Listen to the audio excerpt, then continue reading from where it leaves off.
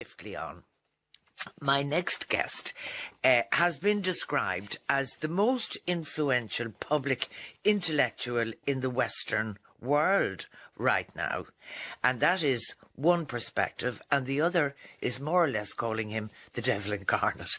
And he is with me now. His name is Jordan Peterson. He's a professor in the university in Toronto, and he's doing a big session tonight in 3 Arena, and it's going to be about a 3-hour session of a debate, first of all, or discussion or exchange of views, and then a Q&A at the end.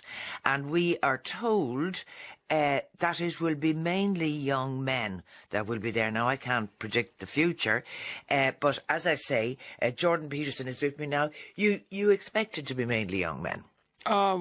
Maybe about 65%, something like that. As my book has been selling more, the proportion of women has been increasing. Right. YouTube, which is where a lot of my lectures are, is predominantly a male forum, so that's part of the reason why the audience so far has been mostly young men. Right. And what are you offering them, do you think? I mean, I understand you have spoken to 150,000 people in the last 4 months. That's a lot of people. It is. It's a very large number of people, and we've been in 50. My wife is traveling with me. We've been in 55 cities since January. So, and I'm offering them an opportunity to partake in a serious discussion about how to put their lives together as responsible individuals, and to make an association between the meaning that sustains you in life and responsibility, which is not a case that's made very effectively, but needs to be made, because most of the meaning that people experience in their lives that's worthwhile is a consequence of adopting voluntary responsibility. How do you mean? Well, do you think about the people you admire, or the reason that you get out of bed on a hard day? It's because you have worthwhile things to do that you think are necessary and important, and those usually involve, at minimum, taking care of yourself. But if you're developed in a reasonable manner, then you have a family to take care of, and you have a community to set right, and you have things that need to be done to reduce the amount of unnecessary suffering in the world, and to constrain the amount of malevolence that you manifest or that you encounter. And you need that sort of meaning to offset the fact that life is difficult. The title of your book is 12 Rules for Life, an Antidote to Chaos, and I'll come to chaos later. But the 12 rules, as you read them, stand up straight with your shoulders back. Don't let children do anything that makes you dislike them. Set your house in perfect order before you criticise the world. They sound like common sense. They are common sense, but people forget why common sense is common. You know, it's common for a reason, and then if those common sense dictums are challenged, people don't necessarily know how to defend them, because they seem self-evident. So partly what I've done in the book is to take things that people know, and purposefully so, and to outline why they're true, and conceptually and philosophically, but also why they're necessary to apply practically, and to do both of those at the same time. Because abstract conceptions aren't much use unless you can nail them down to something that's practically implementable. And so I made sure I bridged the gap between those extremes in the book. What do you think makes you so controversial? Well, I think that's a good question. I mean, many things are controversial in today's politically polarized climate, and everything gets politicized. I am controversial. I became embroiled in controversy in part because I'm no friend of the collectivist left wing, and I've made that very clear. And I objected to some legislation in Canada that was passed that compelled speech in a manner that had never been attempted in any system that utilizes English common law, and which I thought and still believe was an absolutely appalling piece of legislation. But to put it simply for our listeners, that's not me patronising the listeners, but I mean, you talk about these things at length. It has to do... No, you tell me what it has to do with. Well, it has to do, as far as I'm concerned, with the attempts by a coterie of relatively radical left-wing collectivists to establish linguistic dominance in certain conceptual spheres. So, for example, we have the idea that gender expression and gender identity are purely socially constructed and also independent of biology. That's basically been written into the legal fabric in Canada now, and that's preposterous. It's factually incorrect, overwhelmingly factually incorrect, and it's a purely ideological stance. But people do, trans, as they say, and people that ostensibly are female do become male and vice versa. Yeah, but that doesn't mean that they vary independently. Things can be linked and still, there's still variation. Well, the overwhelming majority of people who are biologically male identify as male. It's more than 99.9%. And the overwhelming majority of people who are biologically female identify as female and are heterosexual. And so the idea that those things are independent is insane. They're not even close to independent. That doesn't mean there aren't exceptions. And when you're crafting law, especially when it's associated with scientific facts, you have to get your terminology right. The claim of the social constructionists is that all of these areas, biological sex, gender expression, gender identity, sexual preference, vary independently, and it's all a consequence of socialization. That's wrong. It's wrong at every single level of analysis, and it's important that it's wrong. So what is it? Well, the biological influences play a major role on people, obviously. And not only that, as your societies become more egalitarian, and this has been demonstrated clearly in the Scandinavian countries, as societies become more egalitarian in their social policies, the differences between men and women get bigger, not smaller. How?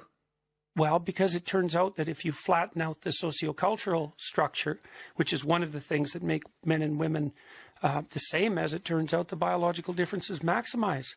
So the biggest differences in personality and interest, which partly determines occupational choice, for example, the biggest differences are in the Scandinavian countries. And they've grown as the Scandinavian countries have become more egalitarian. And how does that manifest? Well, it manifests itself in occupational choice, for example, but also in personality. How do you mean in occupational choice? I mean, there are fewer women in the STEM studies as societies in the STEM fields, science, technology, engineering, and mathematics, as societies become more egalitarian. Fewer women go into the STEM fields, not more. And it looks like it's a consequence of their free choice, partly because the personality differences between men and women grow as societies become more equal, and so do the differences in their interest. It's because men and women are actually biologically different to some degree. Now, you know, men and women are quite similar. So, for example, if you look at a trait like aggression, if you pick a random man and a random woman out of the population and you had to lay a bet on who was more aggressive, if you bet on the woman, you'd be right 40% of the time. Would you? And, yes, and so that's quite an overlap, right? But then if you go out to the extremes, and if you had to pick the 1 in 100 most aggressive person, it would almost always be male. And that's why so many men are in prison. So it's 10-to-1 males to female in prison. Now, and that's partly because you can have very much similarity in population overlap in the middle, but quite a lot of difference at the extremes. It was alleged that you made very controversial remarks following the horrible events in Toronto, where a man who's, I presume, will do life, killed, I think it was 10 people, drove into them and wanted to do more. And arising from that, it was implied that somehow that this had to do with the fact that he couldn't have sex with a woman. Well, you said it was alleged that I make controversial comments. That's exactly right. You got the terminology right there. What I pointed out was that social enforcement of monogamous norms is one way that societies around the world keep male aggression at bay. And that's an absolutely solid finding from 100 years of anthropology, one that's often cited by people on the left. So what happened in the New York Times article that you're referring to was that was taken radically out of context. And the reporter knew that perfectly well. She was a very intelligent young woman. She knew exactly what she was doing when she did that. And to make the case that monogamous social norms, which are pretty much universal around the world, by the way, even though people have some tendency towards multiple partners, the reason that monogamous social norms emerge is partly to keep male aggression under control. That's not controversial. Anybody who knows the anthropological and psychological literature understands this. That's the purpose of it? Well, there's a variety of purposes, but that's definitely one. Polygamous societies are way more violent. Not a little bit more violent, way more violent. Yeah, so that's part of the purpose. There's a variety of purposes. You want people to have long-term stable partners because that's probably better for men and women in general. Love? Well, yes, that would be good if it can be managed. You know, I think in many situations that's a luxury. I mean, people have hard lives, had hard lives throughout history, and they've made decisions for very basic economic reasons. If your relationship is also characterized by love, well, great, but you know, life is very difficult for people and has been for a very long period of time. The primary reason that monogamy is enforced socially is for children, as far as I can tell, because of course, obviously, children are dependent for very long periods of time. And we know even in Western societies, which are relatively prosperous, people who serve as single parents tend to plummet down the economic hierarchy because it's very, very difficult to have a full-time productive job and take care of children by yourself. And we also know the literature on child development indicates beyond a shadow of a doubt that two-parent families are far more effective with regards to the outcome of children than single-parent families. Well, I can imagine many people will be ringing in to say, not true, not true. But they can say it all they want. There's a literature developed on this that's developed over decades that indicates this extraordinarily clearly. So fatherlessness, for example, is a very potent predictor of negative outcomes among children. That doesn't mean that every person who's a single parent is doing a bad job. Those are not the same claims. But why is it radical to posit? It's first of all, it's not, because it's a social norm and it's also documented in the scientific literature. When did it become radical to make the assumption that it's better for children that they have two parents? It's even better for the parents. You know, I've had lots of people in my clinical practice who are single parents, and I've known many people who are single parents. It's a very hard life. You have to work. First of all, you have to have your full-time job, and then taking care of kids is a full-time job. So at minimum, with one child, if you're single, you have two full-time jobs. And if you have two children, well, it's more than two full-time jobs. And so it puts you and your children in a very precarious position. So to note that that's suboptimal, it is suboptimal. That doesn't mean that some people can't do a good job of it, but it's very, very difficult. I would say I have to concur, because I have the greatest of admiration for people who manage to do it.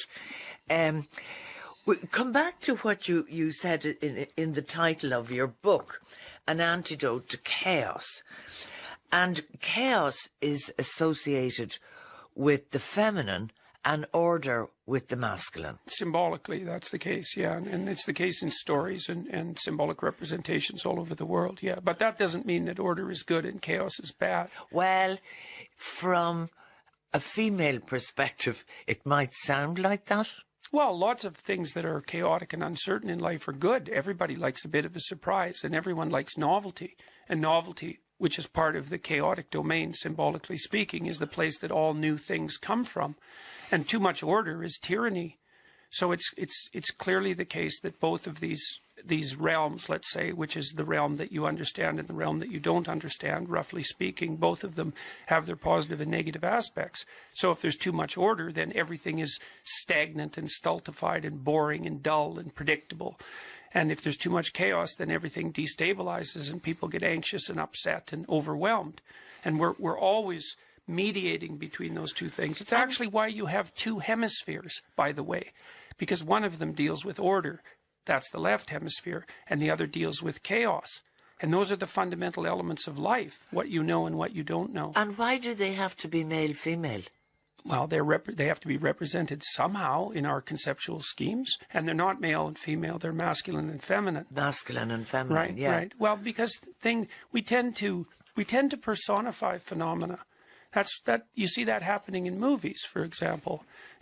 Especially, it's very, very common in animated movies where these domains will take on personification, because we tend to understand the world through a social lens. We tend to tell stories about everything, right? We tend to see the world as if it's an unfolding story.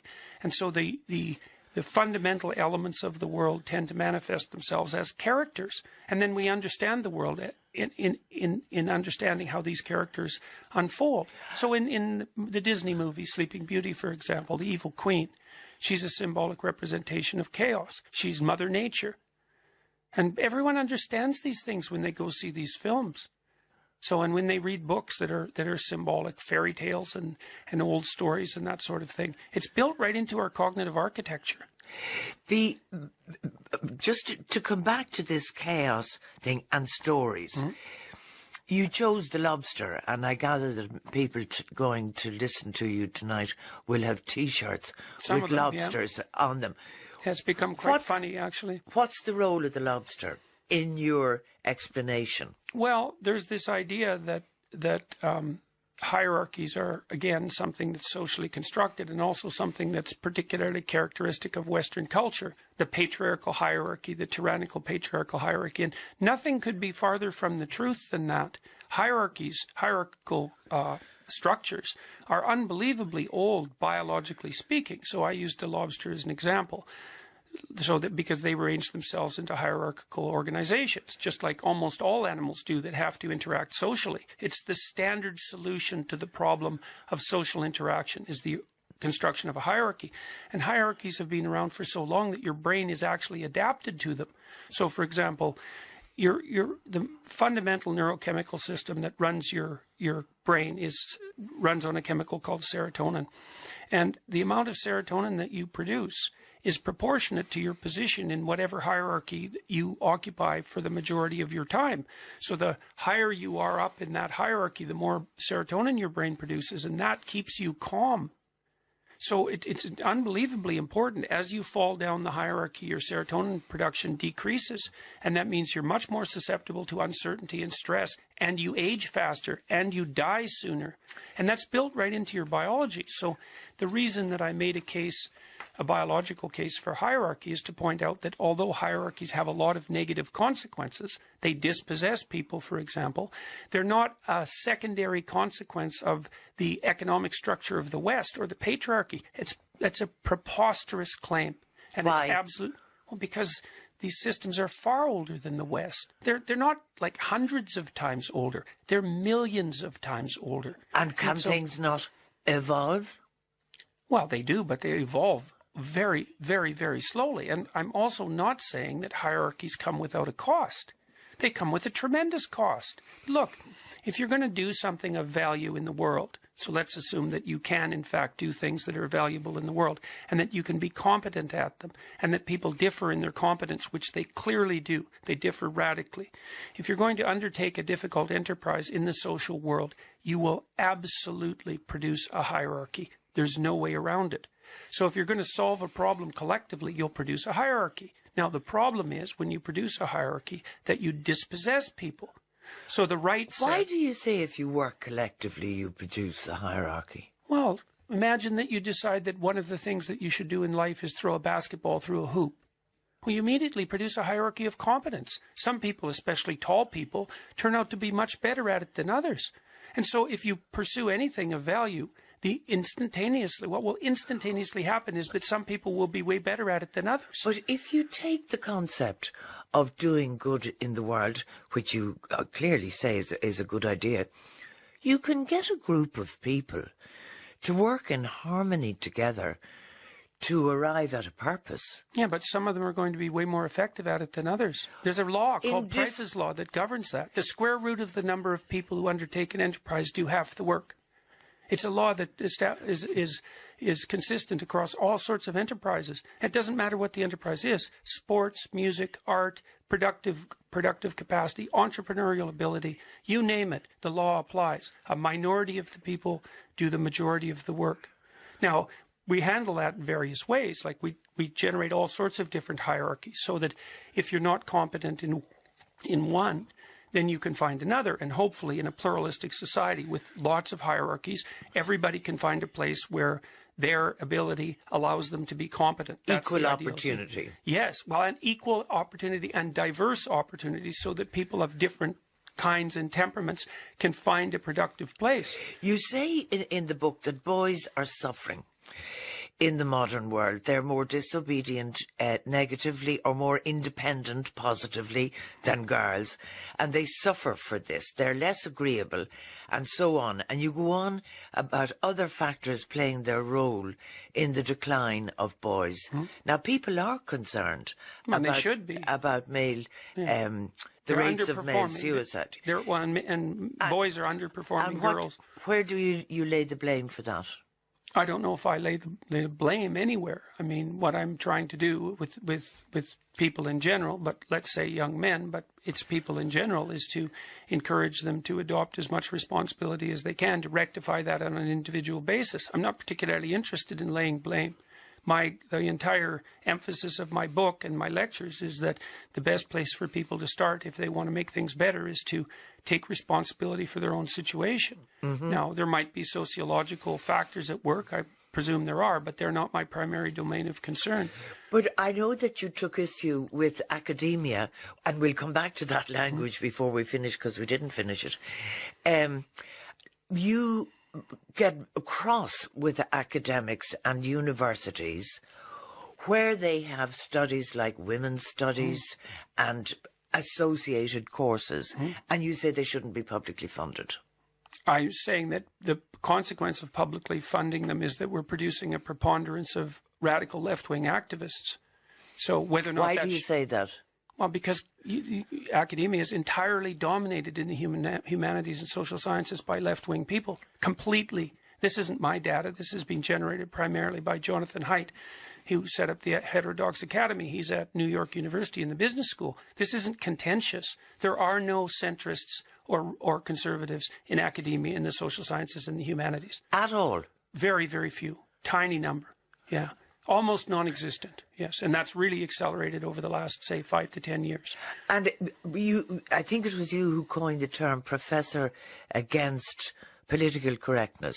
I guess it was. That's what I called the first video I made, yes. Right. Well, talk us through that. What do you mean by that? Well, I think that the politically correct types, the essence of the politically correct types is the idea that the most important element of anyone's identity is their group. First of all, I think that's a reprehensible doctrine. What do you mean by group? Sex, gender, race, ethnicity, height, attractiveness, age, ability, you name it. Doesn't matter. There's multiple group dimensions that which is part of the problem, obviously, because everybody partakes in multiple groups, so it isn't clear which of your groups you should be thrown into. But the fundamental idea of the West, the productive idea of the West, is that individuals should be judged as individuals and that the individual as a category is sovereign. And the fundamental idea of the collectivist leftists is that your group identity is the most important thing about you. And not only is that that's a reprehensible doctrine in my estimation, and it's also extremely dangerous. Why? Because every time these collectivist ideas, especially ideas of equality of outcome, have been put into practice, the results have been absolutely catastrophic. And not just a little bit catastrophic. Like what? Well, like the Soviet Union, like Maoist China, like Cambodia, like Vietnam, like Venezuela, like Cuba. I mean, there hasn't been a single radical collectivist society since the beginning of the 20th century that's been even vaguely successful, and most of them have been murderous beyond belief. And a huge part of that is a consequence of the doctrine that group identity is the paramount category. But there are all sorts of group identities. There's a religious group identity, there's Catholic identity, there's Muslim identity. Well, that's part of what makes the idea that group identity is paramount an impossible problem, because you can throw people into multiple bins and it isn't clear which one of those should take priority. The leftists run into that problem when they deal with what they call intersectionality, because you can be oppressed across multiple dimensions. And so even if you equalized across race, for example, then you still have the problem of gender. Then you have to equalize across race and gender. And then I suppose you have to equalize across race and gender and attractiveness. It never ends, the attempt to equalize across group identities. But it's the wrong approach to the world. Why? Well, because if you talk about groups can't suffer. That's why. Because individuals suffer. And so as soon as you make the individual subordinate to the group, then you fail to deal with the problem that the group can not only not suffer, but cannot take responsibility, which is even more important. Groups don't have rights. They can't have rights because groups don't have responsibilities. And there are no rights without responsibilities, technically speaking. And our entire culture, our functional culture, and the ideals upon which are predicated, which are very productive ideals, and insofar as they're being implemented in the rest of the world, are making the rest of the world far richer than it was even 20 years ago, are predicated on the idea that the individual is the proper level of analysis. And I believe that that is the case. I believe that to be true. And I think the collectivists, and this is something I lay right at the feet of the universities, deny that, and mostly they do it out of resentment, not out of compassion. What resentment at what? Well, if you're concerned about the dispossessed, let's say, or if that's your stated concern, it always begs the question: do you like the poor, or do you just hate the rich? It was a question that Orwell asked 50 years ago, and with more than 50 years ago, back in the 1940s, with every reason to ask it, because nothing's changed since then. And so I see tremendous resentment in the collectivist left, and it's not because I think that there's no room for the left in the political discussion. Hierarchies create dispossession. Someone has to speak for the dispossessed. That's what the left does.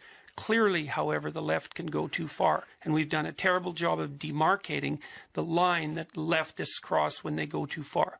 And it's a problem that affects all of us, right? Center, right, left, it doesn't matter. It's technically difficult to determine when the leftists go too far. When the right wing goes too far, you can kind of tell, because they start making claims of ethnic superiority or racial superiority. It's pretty easy to box that in and say that it's inappropriate. But we know the left can go too far, but it's not obvious when or how. And that's a big problem, technically speaking. When you talk about the right, I mean, again, it is alleged, and they show up, that the alt-right are among your followers. Well, this is a preposterous accusation as far as I'm concerned. I mean, first of all, there's no documentation for it. And what does that mean among my followers? And what do you mean by followers? My lectures have been viewed 60 million times, just the ones on my YouTube channel, and overall on YouTube, something like 500 million times. Among those 500 million viewers, there are probably some people who regard themselves as part of the alt-right. What does that have to do with me? There's no evidence whatsoever that a disproportionate number of people who are watching me are part of the right wing or the alt-right. And it's certainly the case that my message, which is no identity politics, right or left, has pulled lots of young men away from the alt-right. Because I've said very clearly, don't play collectivist games. I don't care if you're playing them on the left or you're playing them on the right. It doesn't matter. If you're playing a collectivist game, so you're playing identity politics, then that's a bad game and you should stop. Left wing, I don't care. Right wing, I don't care.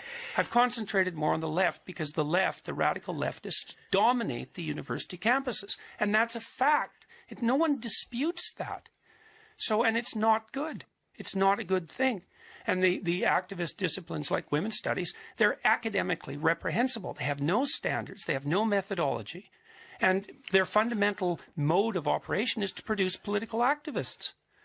Is it not to educate and inform? Yeah. No. And why do you say that? Because you don't like it. No, it has nothing to do with that. Well, I get the distinct impression you don't like it. Well, I certainly don't. It isn't only that I don't like it. I find it appalling and embarrassing to be associated with an institution whose hypothetical goal is the education of young people, whose actual function in the radical disciplines is nothing but ideology and propaganda.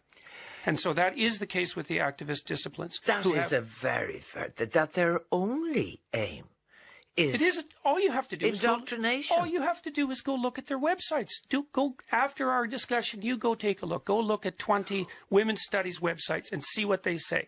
What they say is, the goal of our program is to produce activists who operate politically, who will undermine the patriarchal structure that constitutes the tyranny of the West. That's what they say. So all you have to do is go look it up. Well, it's not an essentially bad idea. It's a terrible idea. The tyranny of the patriarchy and the West. It is an absolutely terrible idea when you assume that the fundamental reality of the West is patriarchal tyranny. It's like, compared to what exactly? Our societies are more free and more productive than any other societies in the world and than any other societies that have ever existed. Now, that doesn't mean they're without their faults. No, but if you look and you say, look at the facts, and you look at who's in power. And who is in power exactly? And what exactly do you mean by that? Let's say men. Political power. Mainly men. It depends on the domain. It's certainly not the case in anything that has to do with the provision of health. It's not the case in education. No, but say political power. At the very upper echelons. Yes, at the very upper echelons, yeah. Politics are dominated by men. What's the point? Does that make it a patriarchal tyranny? Well, it certainly makes it patriarchal to a certain extent. Well, and so when women participate in that patriarchal process, is that also a patriarchy? So when we have a healthcare system that's dominated by women, as we do now, is that a patriarchy? No. Why not? I wouldn't call it a patriarchy. Because it doesn't involve men. Yeah. Isn't it the structure that's patriarchal, or is it the gender that makes the difference? Clearly you think it's the structure? No, I don't buy the whole patriarchy idea or the tyranny idea. I think it's absolutely appalling. The idea that we have a hierarchical structure in the West is true. The idea that hierarchies tend towards corruption and deception and stultification across time is true. It's certainly the case that we need to be awake and criticize our institutions, but that is not the same thing as calling the West a patriarchal tyranny. And words matter, especially among academics, who should be very, very careful with their words and who aren't. Now, in terms of words, because we started off and we didn't finish the point, and this new piece of legislation in Canada, which has to do with identity and pronouns, can you explain about the pronouns? Not really, because it's basically what would you say? It's incomprehensible. All right, so there are people whose gender identities don't fit easily into standard categories. The question is, how do we conceptualize that, and what should be done about it? And one of the notions is people who have those gender identities should be allowed to choose the manner in which other people address them. It's like, okay, maybe we could even agree on that, although I think that that's disputable, by the way, because your identity is actually socially negotiated. And so the way that people view you isn't only a consequence of your own choice. It's a consequence of your choice in a negotiated agreement with everyone else. Because otherwise everyone could define their identities entirely on their own terms. And obviously we can't do that. That's not going to happen. So even that's disputable. But then to make it something that has the entire force of law behind it means that the government can now determine the content of your speech, which is something that's never happened even once in the history of English common law, and which also was made illegal in the 1940s by the American Supreme Court. But our government in Canada thought it was just fine to dispense with all of that. And what is it? What is it? What are you supposed to say as a pronoun? Good question. There's 70 different categories of these pronouns, and no one has come to any agreement about what they should be. One of the activists who was debating me said, well, you can use your cell phone to keep track of what they are. It's like, really, that's your solution to how we're going to interact with people in the public sphere, is that we're going to all take out our cell phones so that we can keep track of each other's pronouns. And since when did pronouns become yours? Language is part of the common.